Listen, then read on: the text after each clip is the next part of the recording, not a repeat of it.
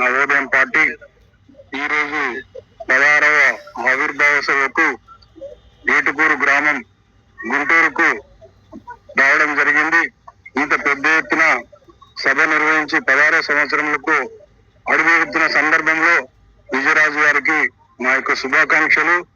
మరియు నన్ను తెలంగాణ అధ్యక్షులుగా ప్రకటించినందుకు చాలా సంతోషము.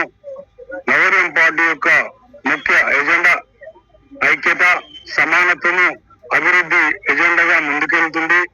ఈ పార్టీ బడుగు బలహీన వర్గాల పార్టీ, శూద్రుల పార్టీ, అతి శూద్రుల పార్టీ, ఆశ్రిత కులాలను కూడా హక్కులు చేర్చుకుని వారికి రాజకీయంగా వారిని చట్టసభలకు పంపించడానికి మా నవోదయం పార్టీ ముందుంటుంది.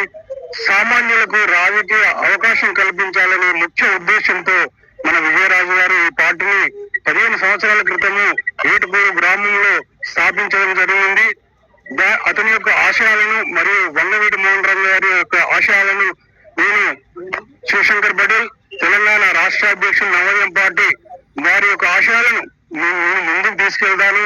మా పార్టీ కర్ణాటకలో కూడా స్టార్ట్ కావడం జరిగింది. దానికి లక్కరాజు గారు అధ్యక్షులుగా ఉన్నారు.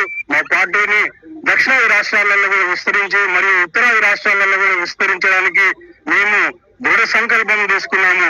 మాకు ఈ ఆవిర్భావ సభ ద్వారా నేను చెప్పదలుచుకుంది ఏంటంటే, మాకు ఉత్తరాది పెత్తనము మాకు అక్కర్లేదు.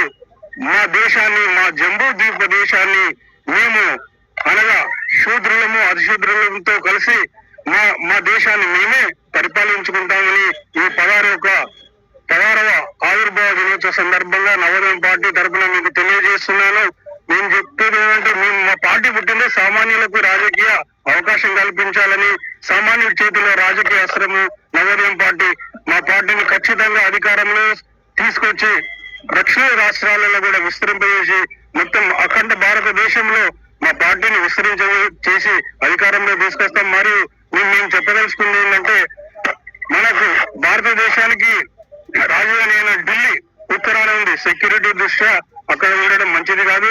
మా నవోదయం పార్టీ మేము తీసుకున్న స్టాండ్ ఏంటంటే, ఈ 16వ ఆవిర్భావ దినోత్సవ సందర్భంగా రాజధానిని దేశం యొక్క నడి బోర్డున ఉంచితే సెక్యూరిటీ దృష్ట్యా బాగుంటుంది.